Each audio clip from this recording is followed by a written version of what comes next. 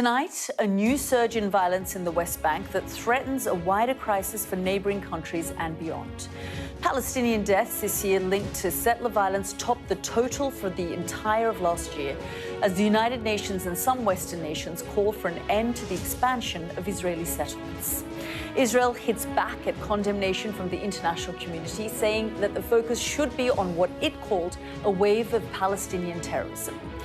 Coming up, we'll hear from a medical charity operating in the West Bank and a former deputy head of Israel's National Security Council. Also tonight, after Russian strikes across Ukraine killed 9 people, we look at how Ukraine is fighting back in Crimea. And I'll hear former Prime Minister Theresa May's advice for the latest resident of 10 Downing Street. People ask me often, how is Putin? As I always remember, once a KGB man, always a KGB man. Plus, your free trial of America has ended. We report from Miami after the Trump administration stripped away work permits for hundreds of thousands of Haitians. That's all coming up on The World with me, Yalda Hakim.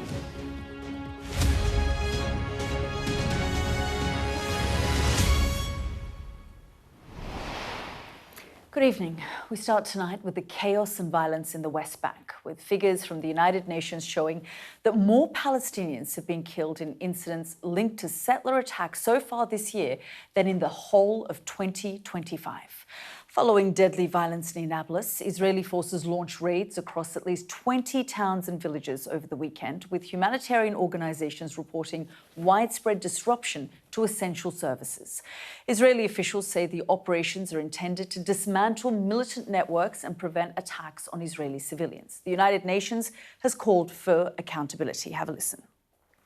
The Secretary-General is deeply concerned at the recent announcement by the Israeli authorities of a series of measures in response to recent attacks, including reports of an accelerated process to legalize farm outposts and establish new ones in the occupied West Bank. The Secretary-General reiterates that all settlements, including outposts, have no legal validity and constitute a flagrant violation of international law. The humanitarian community continues to call for the urgent protection of civilians and strict respect for international humanitarian law and international human rights law. Perpetrators must be held to account. Well, earlier this month, Israel's Security Cabinet approved a fund of over $400 million to establish 34 new settlements in the West Bank, a move praised by Israel's finance minister, who's called for the full annexation of the West Bank. Protests against Israeli activity has been seen in Tel Aviv this week. The Israeli government talk about a wave of Palestinian terrorism sweeping what it calls Judea and Samaria, the biblical terms for the occupied West Bank, arguing that international criticism overlooks attacks against Israeli civilians. Among those countries offering that condemnation, the United Kingdom. These incidents form part of a broader deterioration in the stability and security of the West Bank, fueled by settler violence and Israeli government policies. 104 Israeli settlements have been approved in 4 years, and billions of dollars allocated to speed up construction. Together, these represent a deliberate attempt to erode the possibility of a two-state solution. Instability of this kind is contagious, and there are fears that a West Bank crisis could become an East Bank crisis, drawing Jordan, already targeted by Iranian missiles, into a humanitarian and refugee emergency that could offer an existential threat. But with Mr. Netanyahu enjoying another cozy meeting with Donald Trump this week, the focus for the US president remains his war in Iran rather than the fresh violence in the West Bank. Until that changes, there is little sign that Mr. Netanyahu or his government will change course. Well, a little earlier I spoke to Moath Abu Hamda. He's clinical supervisor for medical aid for Palestinians in the West Bank. Actually, the situation lately in the West Bank have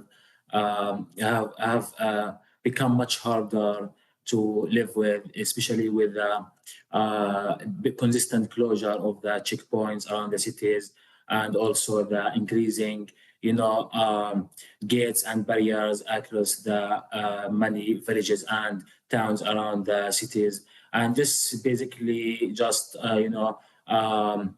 obstacles the work of the health workers in many locations. According to OCHA report, in this year, and now we have around 1,000 gates and barriers that restrict the movement of civilians, Palestinian civilians in West Bank, and specifically the healthcare workers. Many occasions, the checkpoints and the gates prevent our team in the mobile clinics of MAP to reach the remote and cut off communities that we are serving, that just located, most of them behind the permanent checkpoints, and the only healthcare services that they could reach is our services that we bring to them across the checkpoints with primary healthcare services, nutrition services, and mental health support. So the situation lately is getting much harder on all the Palestinians in the West Bank. We saw the violence last weekend, which looked horrific, and we heard about a number of people killed as well. Who do you blame for this escalation that we continue to see in the West Bank? Well, I'm a healthcare worker. I'm not a politician to speak on that. However, what we are seeing on the ground is that the basic human needs of Palestinian is being stealed, and Palestinians have been denied from reach the healthcare services, from reach the feeling of safety in their homes, and even so reaching their daily works in cities. And talk to me more about the work of medical aid for Palestinians, the kind of work that you do and why so many people are so dependent on the mobile clinics that you provide. Yeah, well, I am the clinical supervisor of MAP's mobile clinics, and our mobile clinics program serve many communities that are in remote and distant area, mainly located in Area C, which is under full control of Israeli forces. So we bring them the primary healthcare services, and we aim in that to just not treat them, but also to save their dignity and to give them the resilience and strengthen their resilience to stay on their land, despite what is happening around them, given the last situation of and state-backed settler violences and the systematic path of displacement for these people. Talk us through, the fact that there is this constant and ongoing flare-ups and the violence. How hard then it is for some of these patients and people to get to you and you to get to them, because you did just speak about the checkpoints and the security restrictions that people continue to face.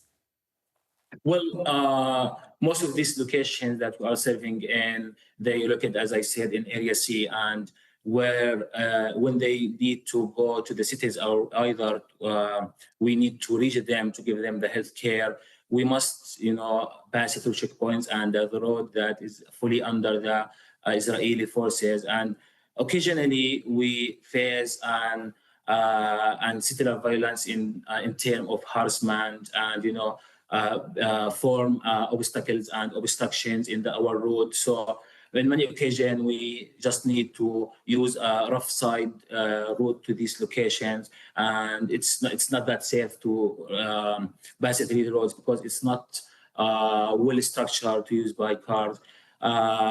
So the people in these areas cannot reach the cities because the checkpoints, the settler violence, the sense of danger, and the ongoing conflicts and attacks from the settlers. And at the same time is also the same danger that we face when we are trying to reach them, because there is no record for the healthcare workers in Palestine from the Israeli forces. And the medical staff that work with you and you go out in the field as well, what sort of danger do you face and fear and worry about? Yeah, well, most of the staff are living in the remote area, or the village around the cities. Each day they had to reach our office so they can back up and collect the medical equipments. Then we can reach the communities. So the first challenge is by reaching the staff to the office. through routes that full of settlers and the checkpoints that constantly is closed. The second challenge is there is a frequent raiding from the Israeli forces within the cities, specifically Nablus, where I am here now. And this, in a lot of time, prevent us to, move freely to the field. And also, as I just said, when we are heading to the field, there are many concerns regarding the settlers. I just remember last year when one of our team, in mobile clinic team, were heading to Jordan Valley to serve one of the rural locations. They were surprised when they reached the destination that there is simply the people have a gun and there's an armed settler that obligate them to be displaced from their tents and their homes. And we could not in that day to just reach these communities. And it's as I just said, that the IDF were also there with a settler and nothing. They do nothing with him. Also, he was do some harassment for us and for the cars that on the road. So I think it's a systematic path for obligate these people to internally displace from these areas and have more and more settlements. What do you want the international community to now do about this situation? Yeah, it's just simple and straightforward. The Palestinians are being prevented from the very basic and minimum human rights to feel safe, to get access to the healthcare service, to save their dignity. So our message is straight, just to protect at first the health worker and patients, and to ensure that the patients in need for health access to be accessible.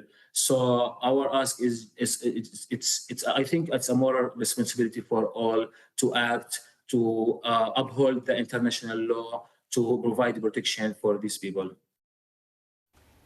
It's Mawath Abu Hamda, a clinical supervisor for medical aid for Palestinians. Well, joining me now is Colonel Itamar Yar, former deputy head of Israel's National Security Council and CEO of Commanders for Israel's Security, which describes itself as an initiative to promote de-escalation, security and regional stability. Thank you so much, Colonel, for joining us here on the programme. I just want to begin, before we talk about this letter that the security establishment in Israel signed and addressed to the US President, I want to begin by asking you why this situation has descended into the chaos and the violence that we're seeing today in the West Bank.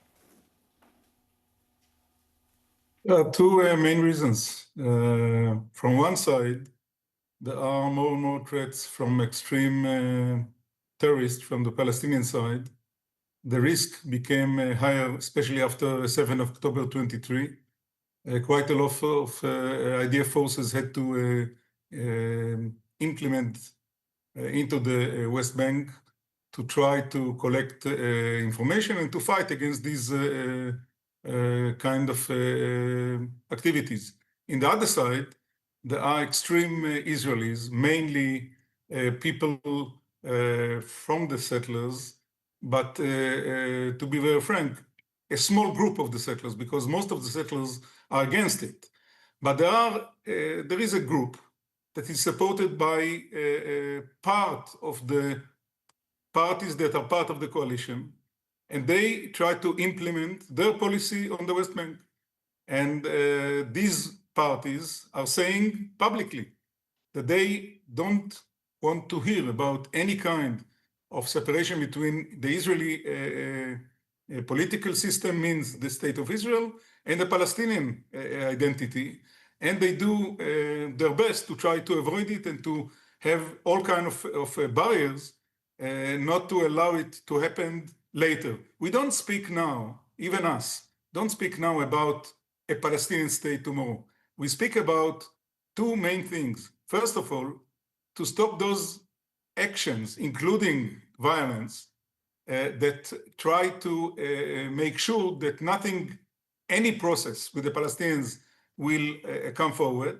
And in the other side, to do the things that need to be done, to make it very simple. to try to encourage those Palestinians that would like to sit side by side with Israel, instead of encourage those Palestinians that think that there is no hope and think that they would like to make red or to make sure that the state of Israel itself will not exist. Colonel, our mission is to try to support those that would like to have this kind of a process that in the end of the road will bring us to some kind of a Palestinian state.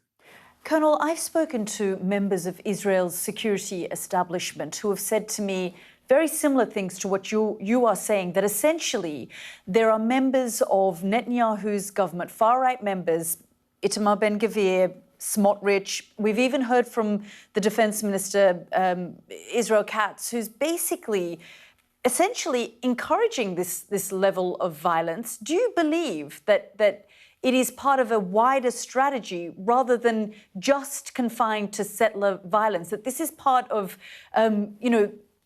sort of almost taking on the Palestinians, then this violence flares up, then the government steps in and a strategy is formed to create more settlements. And basically, I mean, from what we've seen, from what the defense minister is saying, he's also saying that he will detain Palestinians and not the Israeli settlers who are causing much of this violence. Look, there is violence from both sides. Let's put it on the ground, on the table. The IDF and the security Israeli establishment is very effective to try to stop the Palestinian violence, and there are a lot of success. In the other hand, some parties, as you mentioned, mainly Smotrich and Ben-Gvir, as I said, they say it publicly that they would like to do everything that they can not to reach any kind of Israeli-Palestinian process, okay? But why isn't the IDF, sort of... I'm coming to it exactly. The point is the overall government policy. Now, Netanyahu, don't stop it. We blame Netanyahu on two things. First of all, that he doesn't stop these kind of activities. The message that he sent is not the message that Smotrich and Ben-Gvir are sending. They support it, more or less. They play with words, of course. He doesn't do what needs to be done to stop it. Even though from time to time you hear the right language and the right words against it. And as I said, even many of the settlers, including some of the settlers' leaders, are saying that it damaged the interest of the state of Israel, the damage of the security of all the Israelis, the damage, and not to speak about the moral issues, of course. They are saying it. The fact is that they are not doing enough to stop it, and they close, in many cases, they close their eyes. Now, it has some kind, this kind of message is working on the low level of the forces on the ground.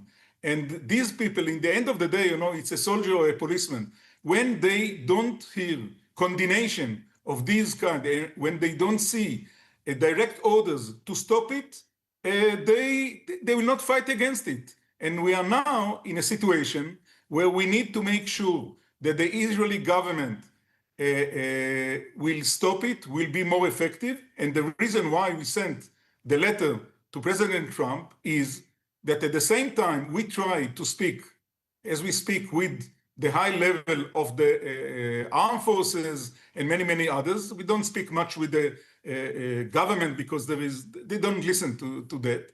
But we speak with the officials with the professional level. But at the same time, we believe that we need to speak also with those that influence Mr. Netanyahu. Now, Mr. Netanyahu went to a visit in Washington. We sent the letter to Mr. Trump because Mr. Netanyahu listened to Mr. Trump. And we believe that even, one sentence during the meeting between Mr. Trump and Mr. Netanyahu, it's enough to make sure... Do you know if it was raised? Do you know if it came up in the meeting?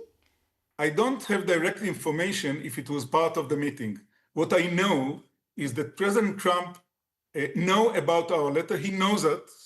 He know about information about us in the past as well. We know that he got report about our letter, and we know that he sent messages even before the meeting to Mr. Netanyahu that what is happening in the West Bank It's not only against the Israeli the interest, it's also against the American interest. In what way?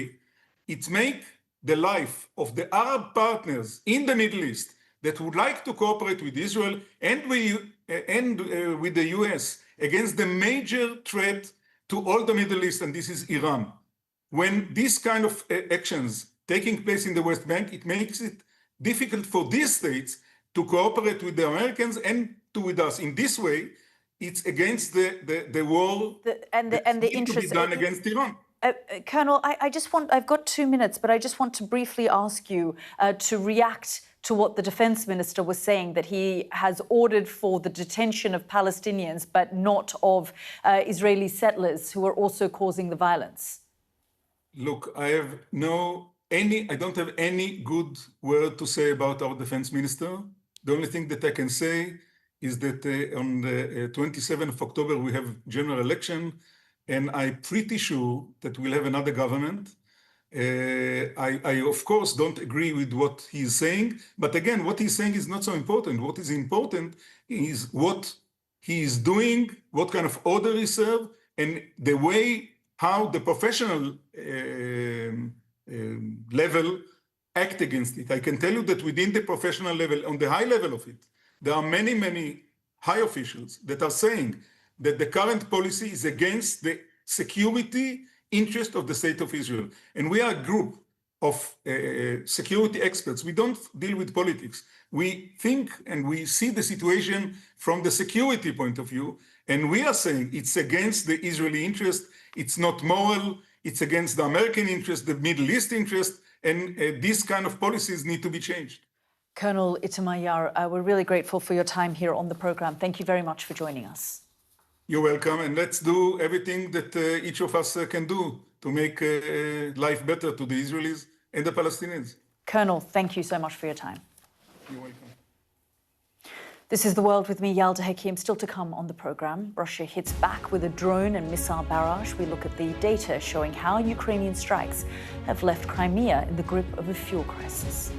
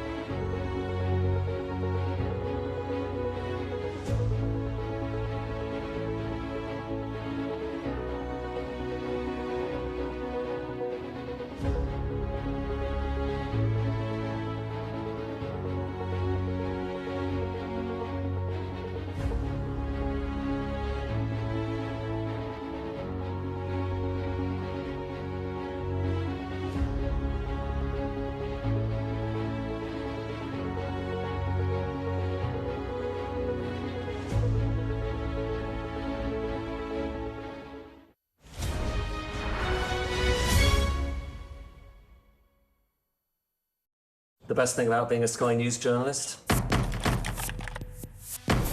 going to take you behind the scenes here for Election Night Live. They have gone up and up. Being a Sky News journalist. Ed Conway, Sky News, is anyone going to talk to us? Mortgage rates did go up very sharply during your time in office. Here it is. First off, just the scale of what we're looking at. Our data shows it's been happening. Question is why it hasn't been stopped. Jubilation in the streets, while some emotional. This is a political victory for Prime Minister Modi and his Hindu Nationalist Party. I'm Neville Lazarus, and I'm Sky's reporter based in Delhi. Companies like these are helping India in its trajectory to be a serious player in space exploration. Sky News, get the full story first. What's the best thing about being a Sky News journalist? Who's funnier? Being a Sky News journalist. A special edition of The World with me, Yalda Hakim. Pakistan has the right to respond. You're like, what? Historic day here today. Congratulations, this is a huge moment. But what happens now? Let's go to Ukraine now, where an overnight barrage of Russian ballistic missile and drone attacks killed at least 8 civilians, including children, and wounded dozens of other, officials have said. At least 5 members of the same family were killed last night in the Dnipropetrovsk region, with 6 people reported dead, including 3 children, aged 6, 11 and 17. The children's parents were killed in the same attack, but 2 more children were pulled alive from the rubble in the town of Kryvyi Rih, President Zelensky's hometown. In Kiev, tens of thousands of people sought shelter in subway stations after missile strikes killed a 31-year-old man and wounded 2 others. Meanwhile, in the western city of Lviv, on the border of Poland, a cruise missile killed 1 person and injured dozens. But Ukraine is far from passive in this war, launching a drone campaign against Crimea's power grid, which has left hundreds of thousands of people in the Russian-held territory without electricity for days at a time. Our data and forensics correspondent Tom Cheshire has more. The front line of the war between Ukraine and Russia tends to be most people's focus. Crimea, the peninsula that Russia seized in 2014, has been getting less attention, but Ukraine is putting it under a lot of pressure. This is what life has become for those living there: water shortages, fuel rations and blackouts. That is all part of a Ukrainian strike campaign, attacks like these. The aim: to choke the supply lines running through the peninsula to the southern end of the front line in Kherson and hit Russians both at home and on holiday. Sky News data and forensics team has geolocated 92 of these strikes so far in July to see just how much the Ukrainians are hitting and the impact it's having on the population. These are strikes that have been geolocated by the team from drone strike and aftermath videos posted online. And they've got a target. 82% of these strikes on electricity substations. You can see them here, and these are the power grid lines on which they lie. So what does that all add up to? The effects can be seen in nighttime satellite imagery. This is before the strikes in April. Pay attention here, here, here. And what you're going to see is in July, those lights go out. Now, one major piece of infrastructure that was hit overnight on the 14th of July is the Balaclava thermal power plant outside Sevastopol. According to Russian-appointed governor of that city, it left the town without power. And we can see that the average nighttime light in Crimea, well, look, it is more than half. We've got a small gap in the data there, but you can see there is a big decrease there. Now, why is this so important? Well, Crimea has become an increasingly isolated territory. That's because there has been another target too. This peninsula obviously relies on bridges. These have all been hit too. And the idea is to isolate Crimea even further from the surrounding mainland by destroying those bridges. But the strikes on the substations, the subsequent blackouts, are particularly unique. The high number of substations hit in Crimea in July alone has had a profound impact on civilians. Unusually, Russians are taking to social media to express their discontent. This post on Telegram says that northern Crimea has not had power for 7 days, and there are water shortages in populated areas, and they wanted this post to be shared to spread awareness. The Sky News has spoken to others who needed to remain anonymous. They confirmed widespread power outages and said they were worried about what civilians would do if strikes continued into winter. One source based in Yalta described this attack that occurred overnight on July the 21st. They told Sky News the next day parts of the city were without electricity or running water. So this is a concerted campaign. And let's look at this. This shows all Ukrainian strikes on Crimea since the start of the current all-out war. You can see it's pretty low. It starts to pick up, and then there's that big jump over the last 2 months. Now, when Russia hit Ukrainian energy sites, politicians there accused it of targeting civilians, effectively a war crime. Ukrainian representatives told us the power systems in occupied Crimea are a legitimate military target.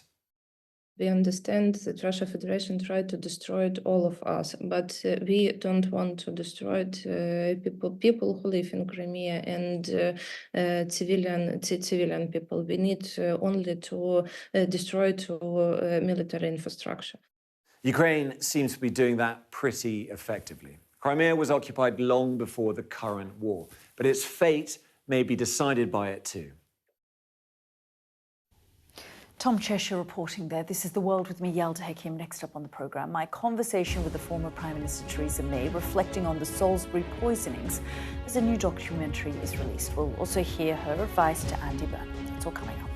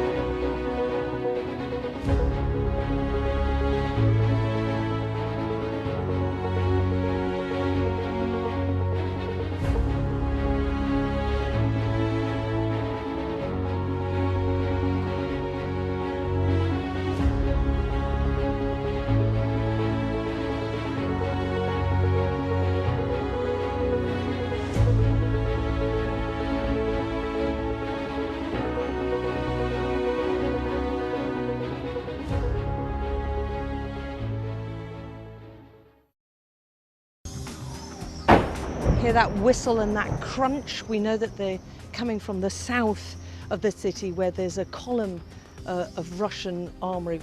I'm Alex Crawford and I'm Sky's special correspondent based in Istanbul. Look at that sheet of flames, and that has happened within minutes, and now it's coming from both sides and it's moving this way.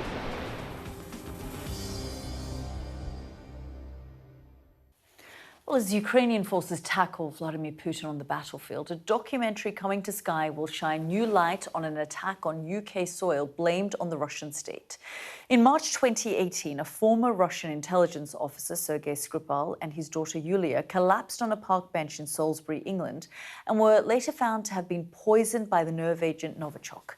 The incident is widely seen as a wake-up call for the British political establishment over the threat posed by Russia. Let's just take a look.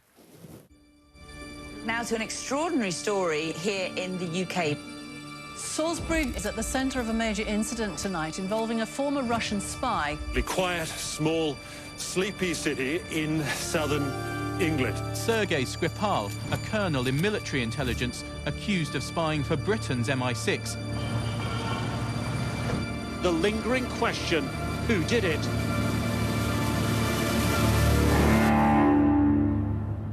Moscow might deny it, but many point the finger of blame squarely at Russia.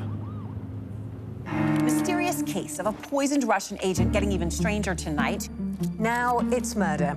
A counterfeit bottle of designer perfume, the suspected weapon. There was enough poison in that tiny bottle to kill 10,000 people.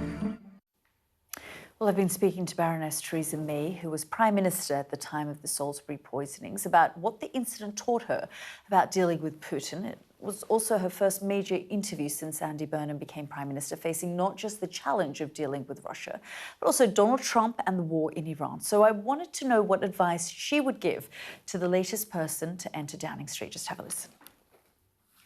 It's almost difficult to comprehend, just looking back, what a shock it was.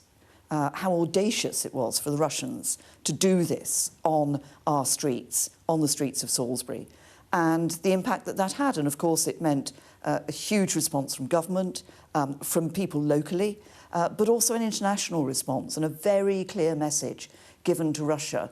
We're watching you. We know what you've done. We're watching you. And obviously, the result of the discussions I had with international allies was that we collectively expelled the largest number of Russian intelligence officers in history. How did you react to the response from allies? Is that what you expected from them at the time? Because it was a massive expulsion, 150 intelligence officers from across the Western world. It was a significant expulsion, and I was very grateful to allies for stepping up to the plate. We helped in that by ensuring that we could give them as much evidence as possible of what has happened. Because, of course, there's a natural reaction. They might have said, well, are you sure it's Russia? We were able to provide the evidence that showed that this was an intervention by the Russian state. For you as Prime Minister at the time, was it perhaps the biggest or one of the biggest challenges you had to deal with? Well, when you're Prime Minister, you're dealing with all sorts of challenges all the time. But it was very significant. And it was, and I think back to the time when I was sort of sat down and told this story about this elderly gentleman and his daughter who'd been found on this park bench in Salisbury, who were ill. And you sort of think, well, almost, why am I being told this? And then you're told that he was a former Russian intelligence officer, and you kind of think, right, this makes it different. But you still, I think at that moment, you still hope that there might be a normal explanation from it. But of course, you have to prepare for the worst, i.e. that it was indeed an attempted assassination by Russia. Reflecting back, is there anything you would have done differently? Because you were dealing with all your allies, including President Trump, who was President of the United States at the time. I think I don't wake up thinking, oh, I wish I'd done that. I think that we were very careful and considered in our response, deliberately careful about making sure that we had the evidence before we attributed this to Russia. And if you may recall, we actually gave the Russians an opportunity, once the nerve agent had been identified as Novichok, we actually gave the Russians an opportunity to explain how this might have been released. We had no reply. And that gave us a very clear message, and that was another element of the evidence against Russia. And, you know, to this day, from the Russian side, it's been deny, deny, deny. But if something like this were to happen today, are you confident that allies would step up in the same way, that Donald Trump would react in the same way? I am confident that allies would step up.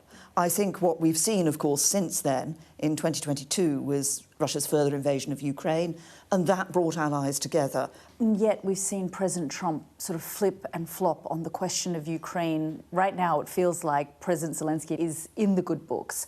Are you confident that that level of support will remain for Ukraine? Well, I'm certainly confident that overall the level of support for Ukraine will remain.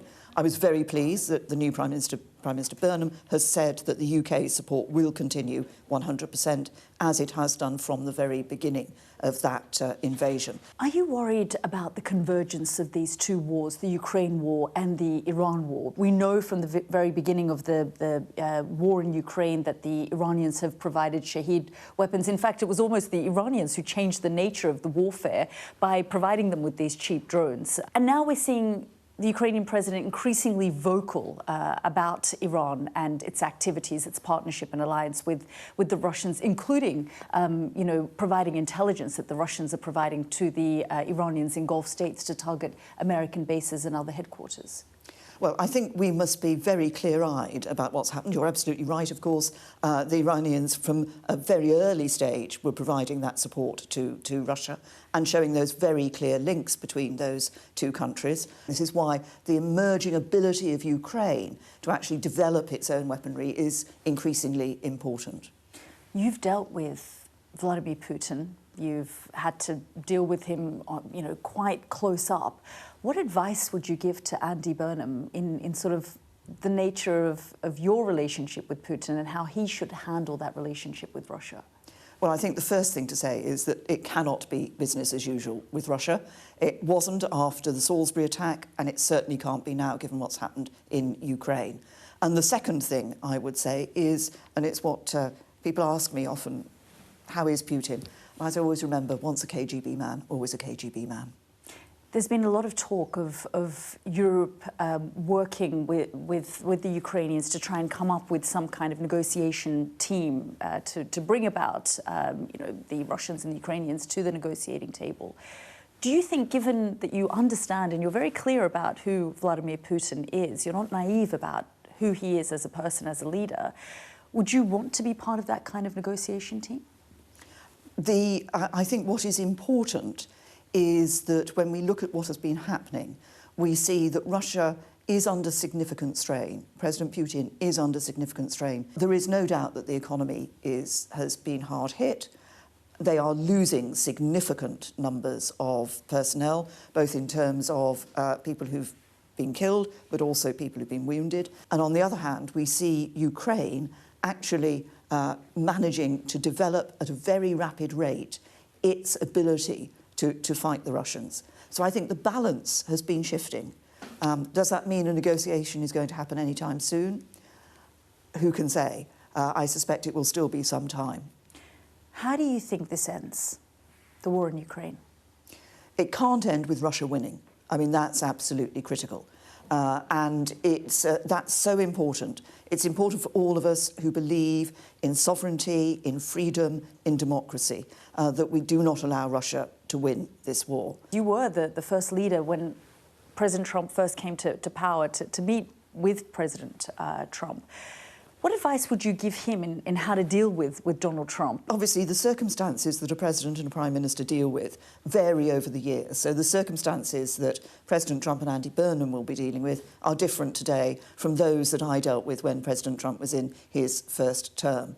But I think, if I look at what we were doing during that first term, there's one message that President Trump has been consistent on and that we actually have agreed with as the UK, and this is now a challenge, of course, for Andy Burnham, is that in Europe we need to step up our defence spending. We need to show that we have those capabilities, that we can not just rely on the spending of the United States. Are we in a position? Do we have the capabilities, do you think? I believe we do, and I believe, obviously, the government's given a commitment to increase defence spending, but recognising that, as Ukraine has shown, actually warfare is changing. And we must never forget that this isn't just about frontline troops, for example. It's also about issues like cyber warfare as well. When you look at the situation in Iran, what concerns you most? I really feel for those many, many people in Iran who actually want to live in a peaceful, free and truly democratic country. What I want to see is a solution that ensures that the Straits of Hormuz, of course, can be open because they're such a vital waterway. Before Andy Burnham stepped into the shoes of Prime Minister, he made Labour's position on Gaza very clear. Going forward, how should the UK deal with its relationship with Israel and the situation in Gaza? Well, I'm a strong believer in a two-state solution. I know this is a phrase that has somewhat gone out of favour, but it is, if you look back to the Balfour Declaration, which of course was that letter from which the State of Israel, the homeland for the Jewish people, emerged. In that letter, it's very clear that there should also be somewhere that was safe for the Palestinian people. Is that realistic, though, today? I'm tempted to say with political will, everything is realistic. But you have to have sides with the political will to pursue that. And do you think Andy Burnham has the ability to do that? Well, I hope that he is going to be recognising the importance of that two-state solution. What sort of lessons do you think the new British government should take and sort of the direction that should be taken when you reflect back on the last sort of 8 or 9 years? Well, I think if I reflect back, if I may, on a slightly longer period, I mean, I think one of the key lessons for the UK and other Western allies, which we sort of woke up to in February 2022, is that we can't be complacent. We can't be complacent about our democracies. We can't be complacent about the relationships around the world because these are changing, these are moving. And so that's the first thing, being willing to be alert, not to make assumptions about relationships around the world. I think that's very important. That was Theresa May, and just to let you know that the documentary, The Salisbury Poisonings, The Spy Next Door, will be available on Sky Documentaries from Tuesday. This is The World with me, Yalda Hakim. Next up on the programme, your free trial of America has ended. The blunt warning that's left Haitians in fear. We'll report from Miami. It's coming up next.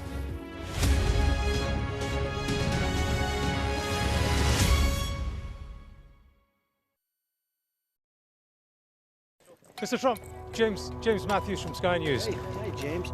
I'm James Matthews, and I'm Sky's US correspondent, based here in Washington, D.C. Mr. President, what will you say next to Benjamin Netanyahu? In June 2009, did you stay at the apartment in Manhattan of Jeffrey Epstein?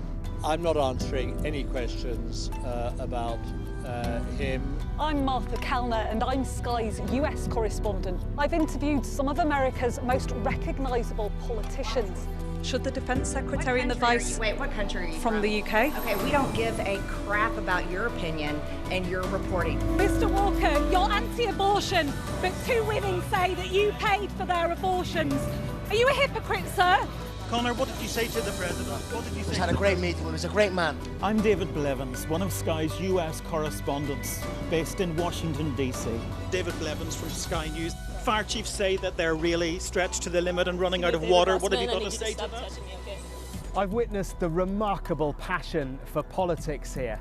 Why only in America? Why is this American exceptionalism? I just want to understand why you do not think that guns are the problem. Why is this just an American problem? The anger too, and the division.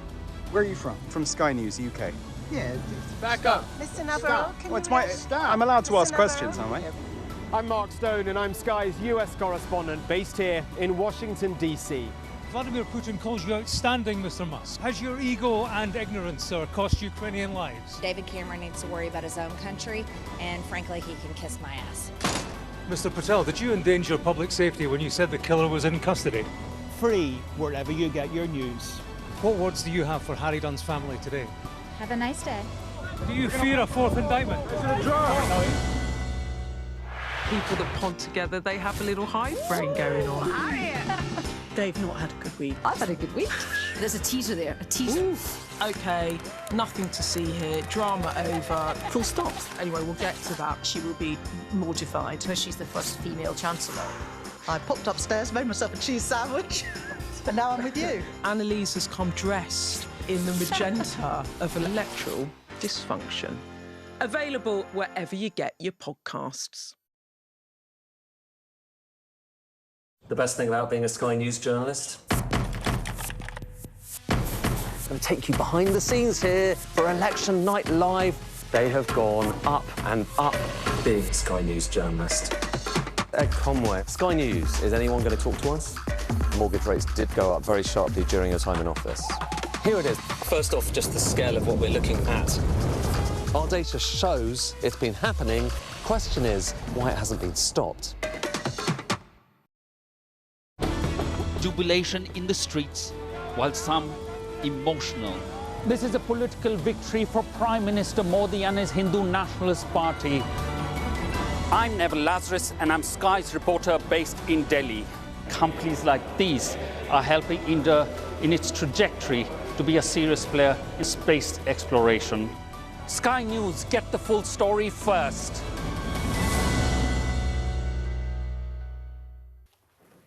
Let's move to the United States now. And a priest in what's known as Little Haiti in Miami has told Sky News he worries his church and others could become hunting grounds for U.S. immigration enforcement, or ICE.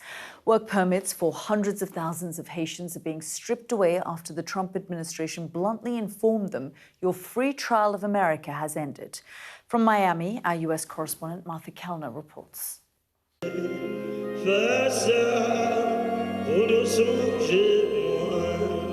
At Notre Dame de Haiti Church in Miami, the empty pews tell a story of a congregation ravaged by immigration policy. Many now too scared to be seen in public. What have we done to deserve that treatment from this government here in America? The forces of evil are at work. The priest talks of a crisis, and he's right. 330,000 Haitians in the United States had temporary protected status, beginning with the 2010 earthquake. Suddenly, they're losing their legal right to live and work here. This was the government announcement. Your free trial of America has ended, it said. Here, they're looking for meaning in what seems like madness. Father, immigration agents can now carry out enforcement inside places of worship. Are you concerned that your church may become a hunting ground for immigration agents? Yes, that is possible, you know. I never think of that because we are a sacred ground, and I don't think it will be fair and it will be respectful, show respect for the people, for immigration to come and hunt people right here on that ground. I refuse to be thinking about that. They're eating the dogs, the people that came in. They're eating the cats. This is Donald Trump in 2024 making a false claim about the Haitian community. And this is what's happening in our country. The name calling has now turned into policy. Is it all part of the same thing, though? The name calling was a prelude of what is happening now. You know, the stigma they were putting now was probably the elements they were using to serve as justification of what is being done by the system today. And I know the president knows better. He has many Haitians working in his hotels and his places. He knows the work ethics of so many Haitians. He knows that's not true. This part of Miami is known as Little Haiti, formed by immigrants decades ago. It's reeling from the ruling. Many shops are shuttered. Immigrants run the restaurants and prop up the healthcare system across Miami. Farah, how has life changed? Farah has just finished her final shift as a hotel worker. She's an entrepreneur and decorated community activist. I have done extra shopping to make sure that, you know... So that you don't have to leave the house because you might get picked up by ICE if you're outside. Now she lives in fear. It feels like living in a nightmare. What will happen to you if you're sent back to Haiti? A death sentence. For me, going back to Haiti is a death sentence. They have put a travel warning Category 4, the highest warning to Haiti, telling to American citizens, do not go there. So that means you know the conditions are bad. So why are you saying that now it's safe for Haitian to go back? What is the message you're sending to the world? That Haitian life has less value than American life? Some of those whose legal status is being revoked can only remember life here in America. Family separation is a very real fear. Haitian parents of US-born children are facing deportation and an impossible choice. Do they leave those children here in the care of someone else, or take them to Haiti, a country overrun by deadly gang violence and extreme poverty? A choice many here believe they should never be forced to make. Martha Kellner, Sky News, Little Haiti, Miami.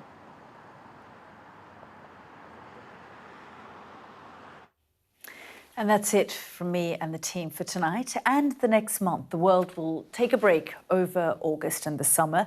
We'll be back on Tuesday, the 1st of September. Thank you so much for watching over the past few months and the past few years, frankly. But we will be off over August. And of course, we will continue our foreign news coverage on Sky News. So please continue watching. And you can follow me on Instagram as well as on X. I'm Yalda Hakim. Bye for now.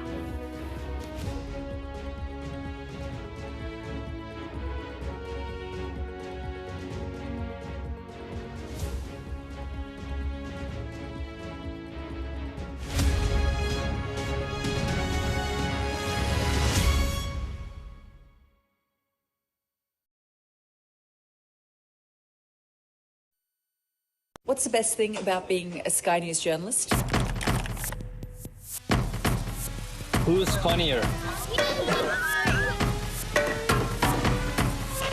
Being a Sky News journalist.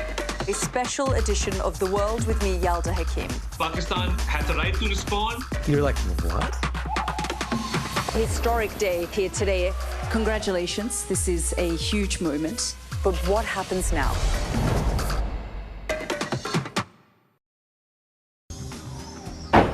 Hear that whistle and that crunch. We know that they're coming from the south of the city where there's a column of Russian armoury. I'm Alex Crawford and I'm Sky's special correspondent based in Istanbul. Look at that sheet of flames, and that has happened within minutes, and now it's coming from both sides, and it's moving this way.